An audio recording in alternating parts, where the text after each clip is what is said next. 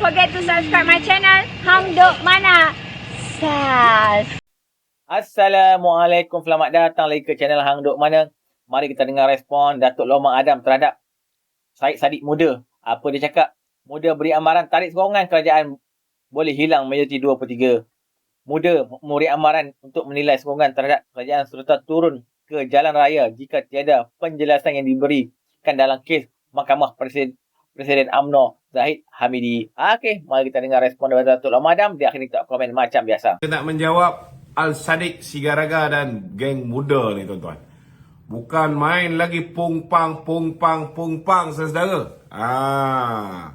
Macamlah diorang ni baik sangat tuan-tuan. Sedangkan Presiden muda ini sudah terkenal sebagai ikon anak muda yang paling korup di Malaysia ini saudara. Kerana terpalit dengan skandal. Bagaimana hari ini kita lihat beliau telah didakwa di mahkamah berhubung dengan kes dana yang sepatutnya diuruskan untuk armada dan juga dana belia akhirnya disalurkan terus ke akaun peribadi dia. Hari ini bukan main lagi nak cerita tentang integriti, nak cerita tentang moral. Bodahlah Syed Saddiq. Jadi petang ni tuan-tuan, saya bersama dengan saudara Azrul. Ni orang yang dekat juga. Tak jauh daripada geng-geng muda ni tuan-tuan. Dia lagi tahu tentang muda ni daripada saya. Saya rasa macam nak interview dia hari ni. Tapi biasanya dia yang interview saya. Jadi tuan-tuan, hari ni kita nak jawab Syed Saddiq ni satu persatu. Hari ni bila Datuk Seri Ahmad Zahid mendapat discharge not amounting to acquittal ataupun dilepaskan tanpa dibebaskan. Bukan main lagi dia duk balon tuan-tuan. Seolah-olah macam inilah kes pertama dalam sejarah. Malah ada yang mendesak supaya Peguam Negara memberikan penjelasan yang terperinci. Gila ke apa tuan-tuan? Dalam sejarah politik negara kita, dalam sejarah sistem perundangan negara kita ni, tidak pernah orang buat representasi dan representasi dia tu diterima, tuan-tuan. Jabatan Peguam Negara membuat penerangan terperinci. Kenapa Peguam Negara menerima representasi? Ini kes Datuk Zahid ni, kes yang pertama. Di mana 11 perkara sebab kenapa Jabatan Peguam Negara memohon kepada Hakim Colin Squera untuk melepaskan tanpa dibebaskan Datuk Seri Ahmad Zahid Hamidi. 11 sebab. Siapa yang tak tahu apa 11 sebab ni, tengok video saya yang sebelum ini. Dinyatakan dengan jelas satu persatu. Saya tak faham kenapa saya dah explain tentang 11 benda ni. Kalau saya boleh dapat apa 11 perkara yang menjadi asas sehingga menyebabkan Peguam Negara membebaskan Datuk Seri Zahid dan juga menghentikan pertuduhan ataupun pendakwaan ke atas Datuk Seri Zahid, kenapa orang lain tak boleh dapat? Ini yang satu benda yang kita amat ragu. Sebenarnya hakikat dan realitinya saudara, orang yang banyak membantah ni adalah orang yang mempunyai kepentingan. Orang macam Syed Saddiq, kita pun tahu kiblat dia dengan Atok. Muda ni semua perkakas Atok tuan-tuan. Lepas tu kita tahu bahawa orang macam Ambega, orang yang rapat dengan Tommy Thomas, bila mana kena tahu salah satu sebab paling utama walaupun diletak nombor 11, alasan nombor 11 oleh Jabatan Peguam Negara kenapa pengguguran ke atas kes Datuk Zahid ni dilakukan, diberhentikan pendakwaan ini ialah kerana kebocoran memo yang jelas ditulis oleh DPP Datuk Ahmad Akram Garib yang menyatakan bahawa 7 DPP dan 5 orang IO mengatakan bahawa kes Datuk Seri Zahid ini tidak ada asas untuk didakwa sama sekali. Tetapi 2 hari selepas itu, kawan baik Ambega, iaitu Tommy Thomas, tetap meneruskan pendakwaan. Ini jelas menunjukkan, saudara, bahawa berlakunya pendakwaan terpilih berniat jahat dan bermotifkan politik.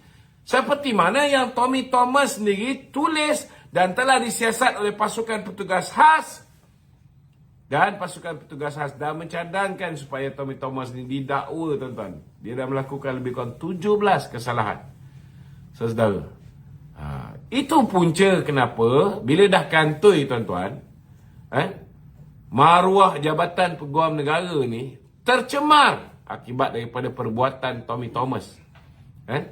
Yang dia sendiri dedahkan. Ni yang tak bijaknya Tommy Thomas ni, tuan-tuan. Dia sendiri yang mendedahkan.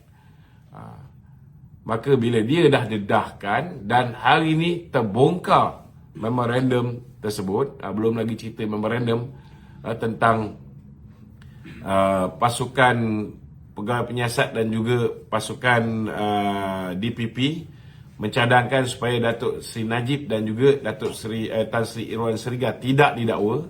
Akhirnya didakwa juga. Memang jelas berlaku pendakwaan terpilih. Jadi sepatutnya bukan hanya kes Datuk Seri Zahid digugurkan oleh Peguam Negara yang telah menamatkan perkhidmatan beliau hari ini, kan? Tetapi ianya juga patut menggugurkan kes yang melibatkan Datuk Seri Najib dan juga Tan Sri Irwan. Ada juga orang tanya, Tan Sri Idrus Harun bermula cuti pada 1 bulan September, kan? Dan Peguam Negara yang baru bermulakan perkhidmatan pada 6 bulan September. Siapakah yang ni? Apa bodoh sangat ni? Maknanya sebelum dia bercuti 1 bulan tu, keputusan dah dibuat. 4 hari bulan September tu, keputusan itu didengari dan dibawa ke dalam mahkamah kerana 4 hari bulan September itu sepatutnya ada perbicaraan. Kak Long ataupun Datuk Nurul Hidayah sepatutnya menjadi saksi. Dia datang, dah ready dah. Siap berzikir dah. Nak menjadi saksi. Maknanya keputusan tu dibuat sebelum 1 September. Apalah korang ni. Cuba pakai otak sikit. Suka sikit cakap. Pakai otak. Jadi, saudara, Sadiq Al-Sigaragah, di mana suara kamu ketika kamu menjadi menteri? Ketika Tuan Dr. Mahathir melantik Tommy Thomas peguam kepada Lim Guat Eng dan juga peguam kepada Ketua Komunis Melaya menjadi Peguam Negara. Kenapa kamu tak bersuara?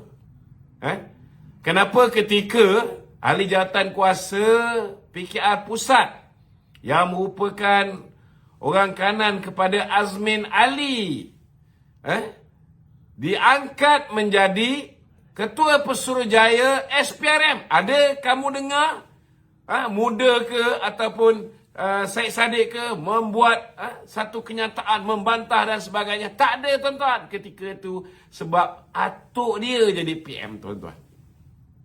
Bila atuk jadi PM, cucu diam saja, saudara. Tak ada berdecit pun tidak. Langsung tak kata apa-apa. Bila seorang polis yang dah pencen, bekas timbalan SB, pengarah pun tak pernah jadi, baru jadi timbalan pengarah SB. Dah 2 tahun tanam sayur. 2 tahun, tuan-tuan, tanam sayur. Dah tanam sayur tu, dia ambil balik apik tanam ni, orang tanam sayur ni ambil padu, yang mata dia pun kabur, tuan-tuan. Dia angkat menjadi Ketua Polis Negara. Ada kita dengar Syed Saddiq bising, tuan-tuan? Saddiq Sigaragah ada? Tak ada, tuan-tuan. Senyap, zip mulut, diam 1000 bahasa. Saudara, saya nak beritahu, zaman Syed Saddiq menjadi Menteri Kabinet atuk, berapa ramai yang telah di DNA dan DAA, DNA dilepaskan dan dibebaskan, dan berapa ramai yang dah dilepaskan tanpa dibebaskan. Saudara, kes berprofil tinggi ni je, saudara, ada lebih kurang 15. Dimulakan dengan pembebasan Eric Paulson. Saya nak bagi Kalau Syed Saddiq lupa, saya bagi ingat siapa yang telah dibebaskan. Sebaik saja manusia bernama Tommy Thomas diangkat. Pertamanya, saudara, kes yang melibatkan Lim Guan Eng, Pang Li Kun, Sibarasa Rahsia. Sibarasa ada 2 kes. Thomas Su, Hassan Karim yang cakap banyak sekarang ni. Dia pun dilepaskan zaman Tommy Thomas. Kemudian kita lihat Zuna. Eric Paulson tadi saya dah sebut. Tamrin Ghaffar, Fahmi Reza, Chong Chen Jen. Begitu juga dengan Julian dan Siti Kasim. Jangan lupa Siti Kasim kawan balik, kawan dancing kepada Tommy Thomas, dilepaskan. Sahabat kita saudara Rafizi pun lepas zaman Tommy Thomas. Kita lihat Haris Ibrahim. Kita lihat 2 orang yang terlibat daripada DAP juga, kes LTTE dilepaskan. Ada kita dengar Syed Saddiq ke ataupun kawan baik Tommy Thomas Ambiga ni membuat sebarang bantahan dan turun ke jalanan nak buat desakan supaya didakwa semula. Mereka ni ada? Tak ada. Malah bila mahkamah memutuskan supaya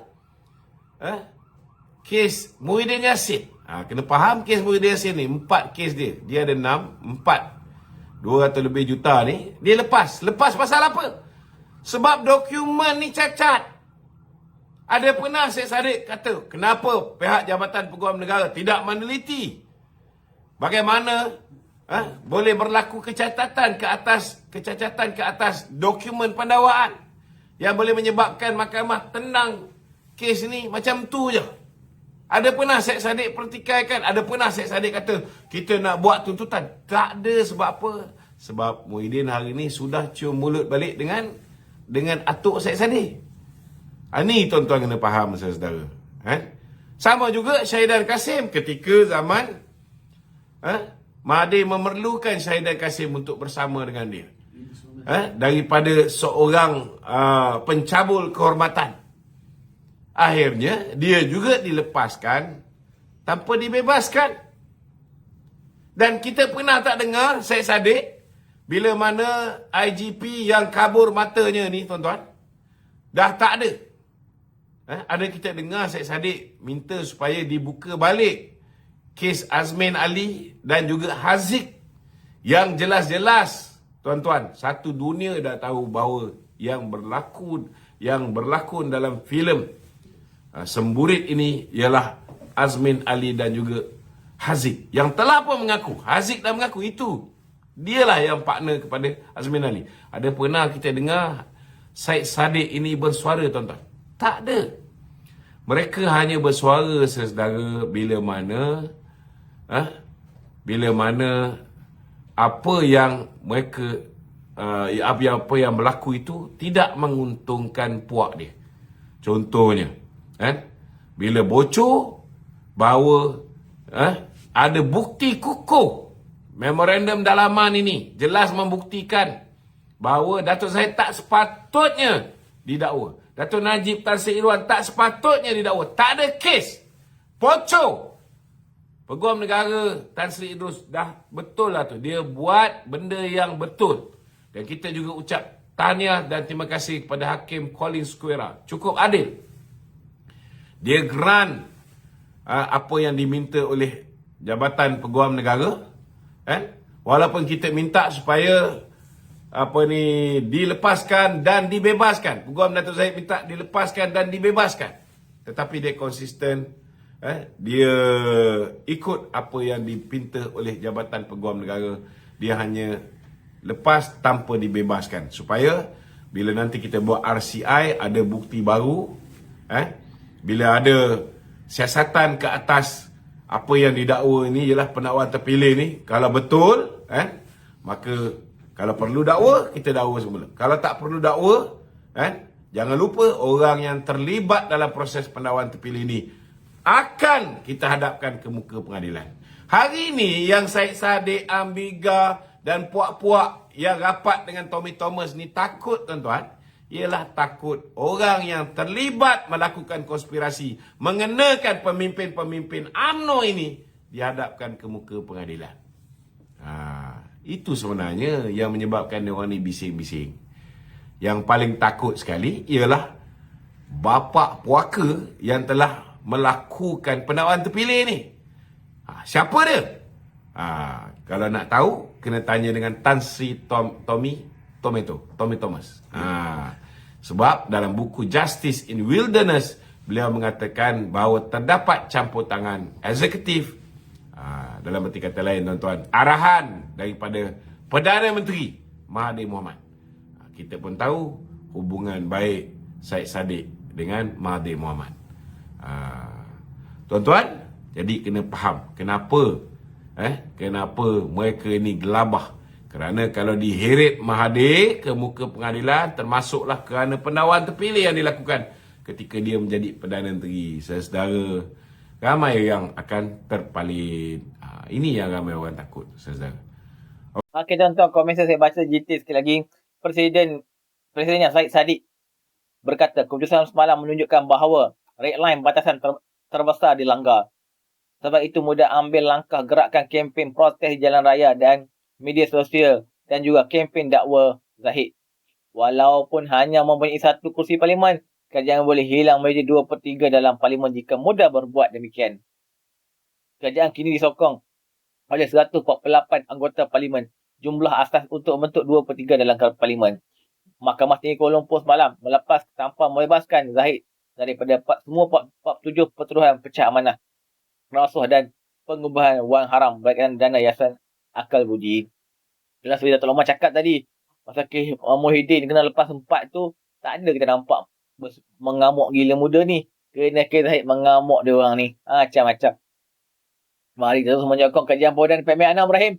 Assalamualaikum.